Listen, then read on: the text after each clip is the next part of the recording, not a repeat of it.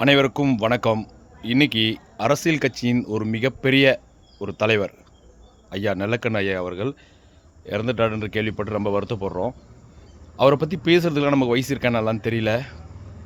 ஒரு சிறந்த மனிதர், அரசியல்வாதினா எப்படி இருக்கணும்னு சொல்கிறதுக்கு ஒரு மிகப்பெரிய எடுத்துக்காட்டு நல்லக்கண்ணு ஐயா. அவர் இது வரைக்கும் சேர்த்த சொத்துன்னு பார்த்தாலே ரொம்ப கம்மி. இப்போ இருக்கிற அரசியல்வாதிக்கு சேர்த்த சொத்து பார்த்தா உங்களுக்கு எவ்வளோன்னு தெரியும். அவர் இது வரைக்கும் அரசியல்வாதியாக இருந்து மக்கள் மத்தியில் நல்ல ஒரு இதை சம்பாரிச்சிருக்கார், ஒரு மதிப்பை. அந்த மாதிரி ஒரு தலைவர், அந்த மாதிரி தலைவர் இதுக்கப்புறம் கிடைக்க மாட்டாங்க. நல்ல தலைவர். மார்க்சிஸ்ட் கம்யூனிஸ்ட் கட்சியில் இருந்திருக்காரு. 1924 பிறந்திருக்காரு. விடுதலை போராட்டத்தில் பங்கெடுத்திருக்காரு. அதில் பங்கெடுத்து வெற்றியும் பெற்றிருக்காரு. சிறைக்கு சென்றிருக்காரு. மக்களுக்கு நிறைய நல்லது செஞ்சுருக்காரு. மார்க்சிஸ்ட் கம்யூனிஸ்ட் கட்சி வளர்கிறதுக்கு அவர் ஒரு மிகப்பெரிய பங்காற்றியிருக்கார். அவர் இல்லைன்னா அந்த கட்சியே இல்லை. ஒரு 1964-65 மார்க்சிஸ்ட் கம்யூனிஸ்ட் கட்சி தடை செஞ்சிட்டாங்க. அப்போ இவரும் தலைமறைவாக இருந்தார். தொண்டர்கள் எல்லாமே தலைவரமாக ஆகிட்டாங்க, தலைவர்கள் எல்லாமே தலைமறைவாக ஆகிட்டாங்க.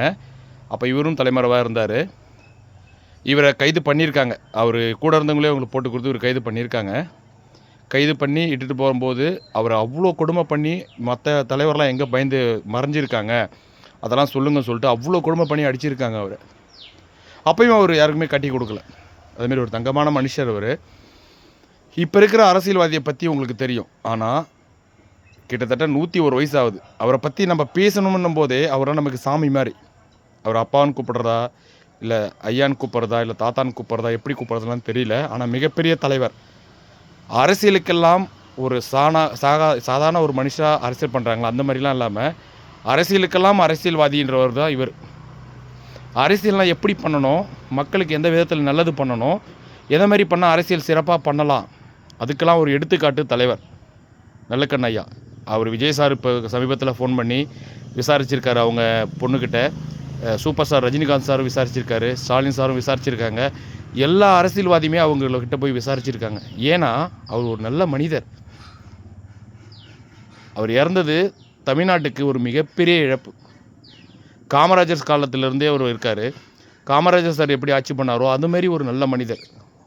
பல வேறு சொத்துக்கள்லாம் ஆசைப்படாத தலைவர்.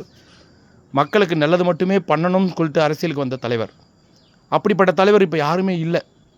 அவர் வந்தபோது ஒரு சிறந்த தலைவருக்கு ஒரு மிகப்பெரிய எடுத்துக்காட்டு அவர் மட்டும்தான். ஆனால் இப்போ இருக்கிற அரசியல்வாதிகள்லாம் எப்படி இருக்காங்கன்னு உங்களுக்கு தெரியும். ஆனால் இவர் அரசு மரியாதையோடு இவர் அடக்கம் பண்ணணும். அது ஸ்டாலின் சார் உத்தரவு கொடுத்துட்டாரு. அரசு மரியாதையோடு அடக்கம் பண்ண போகிறோன்னு சொல்லியிருக்காங்க. ஸ்டாலின் சாருக்கு ஒரு மிகப்பெரிய நன்றி. ஏன்னா அரசியல் ரீதியாக பார்க்காம ஒரு பொது வெளியாக பார்த்தீங்கன்னா இவர் மிகப்பெரிய ஒரு ஆளுமை. இவர் மாரி ஒரு ஆளுமை எங்கேயுமே கிடைக்காது. அரசியலில் ஒரு மிகப்பெரிய ஆசானுக்கெல்லாம் ஆசான்னு சொல்கிற மாதிரி இவர் ஒரு மிகப்பெரிய இடத்துல இருக்கார். அவரெல்லாம் நம்ம இப்போ இருக்கிற அரசியலில் யாரும் தொட முடியாது. ஏழ்மையான வாழ்ந்த குடும்பத்திலேருந்து வந்தவர் இறக்கும்போது ஏழ்மையாக தான் இருந்திருக்கார். இந்தமாரி ஒரு அரசியல்வாதி இனிமேலும் கிடைக்கவும் மாட்டார்.